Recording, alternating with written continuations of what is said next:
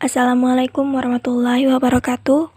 Saya Khairun Naimah dengan NIM 2001030404778 dari Prodi Psikologi Islam akan menjelaskan materi tentang wawasan Nusantara. Dalam rangka memenuhi tugas mata kuliah kewarganegaraan yang diampu oleh Bapak Muhammad Abdillah Ihsan MA. Baiklah, langsung saja kita ke definisi wawasan Nusantara. Secara etimologi, wawasan Nusantara terdiri dari dua kata, yaitu dari kata wawasan dan Nusantara. Wawasan berasal dari kata wawas yang artinya melihat atau memandang. Wawasan adalah pandangan tinjauan atau penglihatan, sehingga wawasan berarti cara pandang suatu bangsa atau seorang sebagai salah satu aspek dari falsafah hidup. Nusantara berasal dari dua kata, yaitu kata nusa yang berarti pulau dan antara yang diartikan letak antara dua unsur, yakni dua benua dan dua samudra. Sehingga arti dari kata Nusantara adalah kesatuan kepulauan yang terletak dari dua benua, yakni Asia dan Australia, serta dua samudra, yakni Samudra Hindia dan Samudra Pasifik. Atau menurut KBBI, Kamus Besar Bahasa Indonesia, Nusantara berarti sebutan atau nama bagi seluruh wilayah Indonesia. Wawasan Nusantara adalah cara pandang serta sikap bangsa Indonesia tentang dan terhadap diri dan bentuk geografinya berdasarkan Pancasila Undang-Undang Dasar 1945. Menurut Profesor Dr. Wan Usman, pengertian wawasan Nusantara adalah cara pandang bangsa Indonesia mengenai diri dan tanah airnya sebagai negara kepulauan dengan semua aspek kehidupan yang beragam.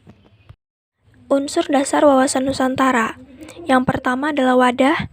Seluruh wilayah memiliki sifat serba Nusantara dengan kekayaan alam dan penduduk serta aneka ragam budaya. Yang kedua ada isi. Aspirasi bangsa yang berkembang di masyarakat dan cita-cita serta tujuan nasional yang terdapat dalam pembukaan Undang-Undang Dasar 1945. Yang terakhir ada tata laku, yaitu hasil interaksi antara wadah dan isi. Selanjutnya ada kedudukan wawasan Nusantara. Wawasan Nusantara ini sebagai wawasan nasional bangsa Indonesia merupakan ajaran yang diyakini kebenarannya oleh seluruh rakyat agar tidak terjadi penyesatan dan penyimpangan dalam upaya mencapai dan mewujudkan cita-cita dan tujuan nasional. Dengan demikian, wawasan Nusantara ini menjadi landasan visioner dalam menyelenggarakan kehidupan nasional. Fungsi wawasan Nusantara adalah sebagai motivasi, dorongan, serta rambu-rambu dalam menentukan segala kebijaksanaan, keputusan, tindakan, dan perbuatan, baik bagi penyelenggara negara di tingkat pusat dan daerah, maupun bagi seluruh rakyat dalam kehidupan bermasyarakat, bernegara, dan berbangsa. Adapun tujuan wawasan Nusantara, yaitu untuk mewujudkan nasionalisme yang tinggi di segala bidang dari rakyat Indonesia yang lebih mengutamakan kepentingan nasional daripada kepentingan orang perorangan, kelompok, golongan, suku, bangsa, atau daerah. Implementasi wawasan Nusantara yang pertama dalam bidang ideologi.